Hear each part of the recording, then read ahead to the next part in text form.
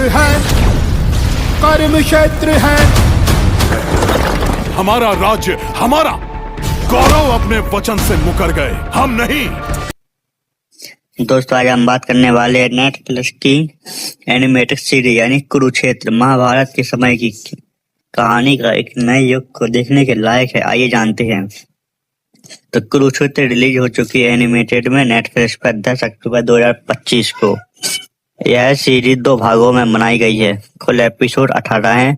पहले सीजन में episode total 1 से 9 तक रखा गया है। हर एपिसोड में महाभारत के युद्ध कुरुक्षेत्र एक योद्धा की दृष्टि से होगा। कहानी महज युद्ध की नहीं बल्कि योद्धाओं के अंदरूनी संघर्षों, उनके निर्णय, नैतिकता, ड्रामा, धर्मयुक्त और भावनात्मक जटिलताओं को उभारती है। एनिमेशन कुछ जगहों पर प्रभावशाली है, विशेषकर कुछ युद्ध दृश्य और बड़े पैमाने के सीन में है।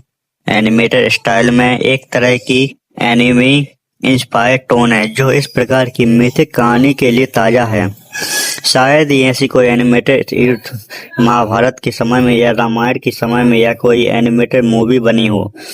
महाभारत को सिर्फ एक मुख्य नायक की आंखों से नहीं बल्कि 18 अलग अलग योद्धाओं की दृष्टि से दिखाया गया।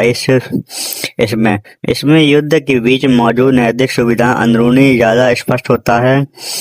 गीत और कविता की भूमिका, विशेषकर गुलजार की कविताएं कहानी गहराई देती है, लेकिन आवाज अभिनेताओं को कोशिश अच्छी है जो बड़े पैमानों के पात्र होते हैं।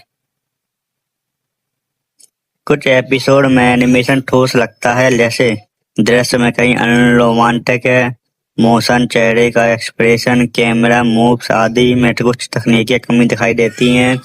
कुछ चरित्रों में गहराई की कमी, जैसे भीष्म, द्रोणाचार्य आदि पात्रों की पृष्ठभूमि इनकी मनोवैज्ञानिक रूप से उजागर नहीं किया, मतलब कोई अच्छे दिखाया नहीं उन्होंने, कमियां बहुत सी हैं। ऐसे ही कुल मिलाकर कहानी का रस महसूस होता है। कुछ महत्वपूर्ण घटनाएं बहुत जल्दी और अधूरी तरह से, जिसमें दर्शकों को सोचने में मजबूर कर देगा कि अब कुछ होने वाला है या कुछ कट गया इसमें से या कुछ उन्होंने कुछ बताया नहीं। हर एपिसोड को संतुलन समय सीमित नहीं मिल पाया, लेकिन दृश्य को भावनात्मक कम समय में निपटा दिया जाता है। कहानी को पूरा विस्तार से नहीं बताया गया है। अगर आप महाभारत जैसी कहानी या रामायण जैसी कहानियों में दिलचस्पी रखते हैं तो आप इस मूवी को टाइम पास के लिए देख सकते हैं। कुरुक्षेत्र को श्री कृष्ण का अवतार भी एक भावनात्मक रूप से अच्छा बताया गया है, लेकिन अगर आपकी अपेक्षाएं हैं तो युद्ध नहीं बल्कि मानवीय पहलुओं, दैनिक अंदरूनी संघर्षों को भी उजागर करता है। तो कुरुक्षेत्र देखना चाहिए या नहीं देखना चाहिए, इसमें आप